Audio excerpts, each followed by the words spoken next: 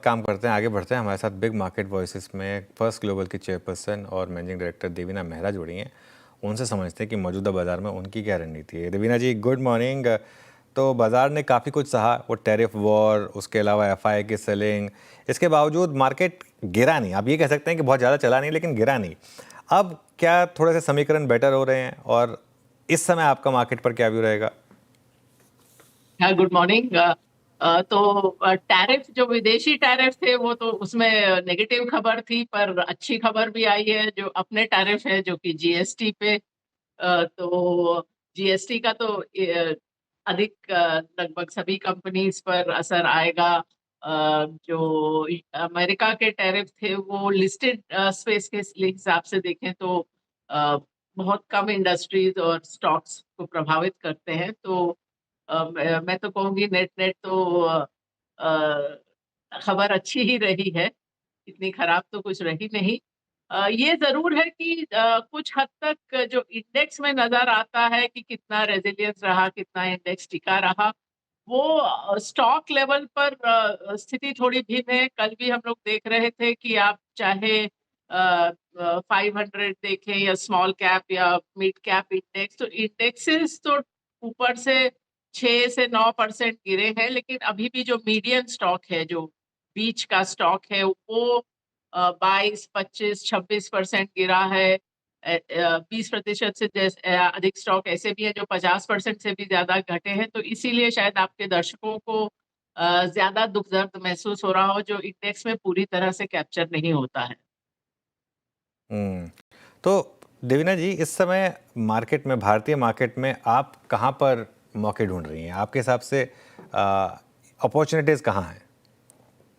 देखिए, कुछ चीजें तो हम लोग कुछ समय से ही ओवरवेट है। मैं बोलूंगी 1.5 पौने 2 साल से फार्मा हेल्थ केयर और ऑटो कंपोनेंट्स, इसमें तो ओवरवेट रहे हैं हम लोग 2024 के शुरू से ही लगभग। और उसके अलावा जहां पिछले कुछ महीनों में वेटेज बढ़ता गया है वो है एफएमसीजी। तो ये बैंक में ओवरवेट नहीं है, पर पहले से ज्यादा होल्डिंग है। तो लगभग यही हमारी पोजीशनिंग बनी हुई है। केमिकल्स वगैरह में तो आपको स्टॉक बाय स्टॉक जाना पड़ता है, तो उसमें भी कुछ नए पिक्स आए हैं पिछले दो रीबैलेंस में, पर वो सेक्टर का कॉल नहीं होता। Okay, that's a stock specific call. अच्छा मैम, आपने ये जो देवीना जी, नमस्कार, पहले तो वीरेंद्र बोल रहा हूँ। एफएमसीजी में आपने बात कही, ये मैम थोड़ा वाइट गुड सेगमेंट में आपका रुझान कैसा है इस बार? हाँ, वाइट गुड में एक दो स्क्रिप्ट्स तो आके डोमिनेट कर रही हैं, but not sector as a whole. White good पे आपका टेक, यहाँ पर अभी भी आपने कोई सेक्टोरियल कॉल ली है या फिर स्टॉक सेक्टर ऐसा स्पेसिफिक? अभी सेक्टर एज अ होल पे तो ऐसा कोई बहुत विशेष पॉजिटिव बना नहीं, पर मे भी अभी देखते हैं। अब सितंबर में फिर एक बार, सितंबर अंत होने के बाद एक बार फिर रीबैलेंस करेंगे, तब एक बार फिर देखेंगे। अभी ऐसा उभर के नहीं आया है कि बहुत ही अच्छा लग रहा हो सेक्टर की हम लोग अभी बीच तिमाही में उसको देख के ऐड करें, ऐसा कुछ। ये जरूर है कि ये सब जीएसटी वगैरह से फायदा होगा। जीडीपी का नंबर तो थोड़ा सा मिक्स्ड ही मैं कहूंगी। मतलब हेडलाइन तो बहुत अच्छी थी, लेकिन आप मेजर तो करते हैं नॉमिनल जीडीपी, उसमें जो डिफ्लेटर लगाते हैं उसमें भी आपका कंज्यूमर प्राइस का डिफ्लेटर नहीं होता, वो एक वेटेड एवरेज होता है कंज्यूमर प्राइस इंडेक्स और होलसेल प्राइस का। उसके कारण वो बहुत कम मुद्रास्फीति की दर नजर आई, और जिसके कारण वो नॉमिनल से आप जब रियल जीडीपी पे आते हैं तो वो नंबर बहुत अच्छा नजर आया। लेकिन चाहे कंपनियों के नतीजे हों या टैक्स कलेक्शन हो, ये सब नॉमिनल जीडीपी पर निर्भर करता है। तो वहां पर मैं बोलूंगी थोड़ा मिक्स्ड ही पिक्चर थी। और लेकिन जीएसटी तो खैर फायदेमंद है, उसमें तो कोई दो राय नहीं है। अच्छा मैम, ये जो लास्ट दो इंस्टेंसेस में ट्रंप साहब की टिप्पणियां रहीं भारत को लेकर, उनके पीएम मोदी के साथ रिलेशनशिप को लेकर, ये थोड़ा डैमेज कंट्रोल तो हुआ है। इंडिया ने भी इक्वली पॉजिटिवली रिस्पॉन्ड भी किया। एक जो फार्मा में टैरिफ का, बड़े टैरिफ के लगने का खतरा था, क्या वो अब कम हो गया इससे? पहली बात तो ये। निफ्टी फार्मा, जिसने बीते एक साल में अभी तक कोई प्राइस परफॉर्मेंस नहीं दी, किसी प्रकार की रैली में पार्टिसिपेट नहीं किया, मैम फार्मा में आपकी रीडिंग क्या करे इस वक्त? हाँ, अभी नहीं किया लेकिन और वैसे मैं अगर देखूं हमारी जो होल्डिंग्स हैं वो ज्यादा डोमेस्टिक हैं फार्मा में। ऑटो कंपोनेंट्स और फार्मा में जब ये टैरिफ की बात होने लगी तब एक बार फिर से चेक किया था, तो हमारी जो होल्डिंग्स हैं वो ज्यादा डोमेस्टिक हैं रादर देन एक्सपोर्ट ओरिएंटेड। अब ट्रम्प साहब क्या करेंगे वो तो हर हफ्ते हर दिन बदलता है, शायद उनको भी नहीं मालूम कि अगला उनका क्या मूव रहेगा।